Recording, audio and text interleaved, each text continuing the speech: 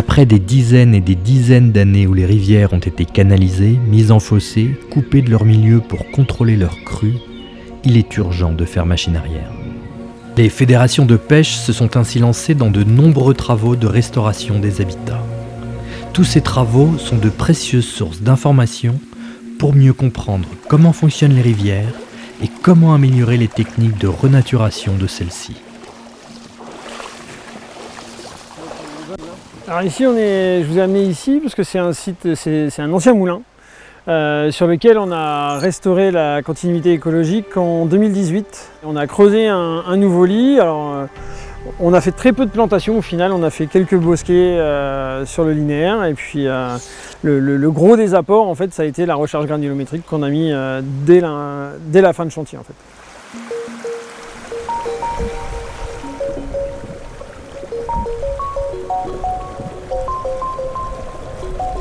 Il faut qu'on change un peu de paradigme sur la gestion du cycle de l'eau en France. Et pour ça, il faut réussir à ralentir l'eau et l'infiltrer.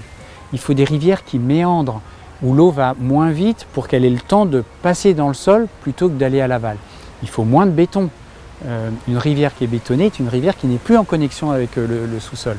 Et on a besoin de gens qui comprennent la nature et qui vivent au bord de nos cours d'eau et qui comprennent qu'il n'y a pas que un système jardiné, aménagé et bétonné qui est une réponse à nos problèmes.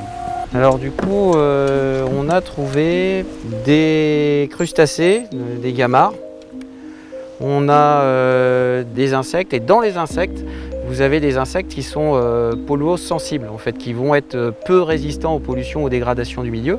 Et souvent, ceux-là, en fait, ils sont regroupés dans des groupes indicateurs. Plus vous êtes haut dans la grille en fait, de l'IBGN, plus vous avez des espèces sensibles à la pollution. Alors, rien qu'à la tête et au fourreau, mais là on aurait un trichoptère. C'est une espèce bioindicatrice.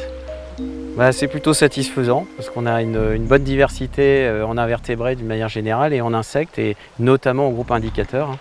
Donc on est plutôt content du résultat parce que ça montre que quand on fait des efforts de renaturation, de remise en état du milieu, ça porte ses fruits. On se sert des chantiers déjà réalisés comme d'un laboratoire. En fait. On regarde si ça marche par nos suivis et puis si c'est concluant, on reproduit après ces techniques ailleurs sur le bassin versant et dans le département. En quelques années, on a un cours d'eau là qui est presque parfaitement naturel alors qu'on était parti d'une création de toute pièce. De 2020 à 2022, les fédérations de pêche sont intervenues sur 224 actions de renaturation des milieux aquatiques, 158 actions de restauration de la continuité écologique. D'ici 2030, plus de 1000 actions semblables sont attendues.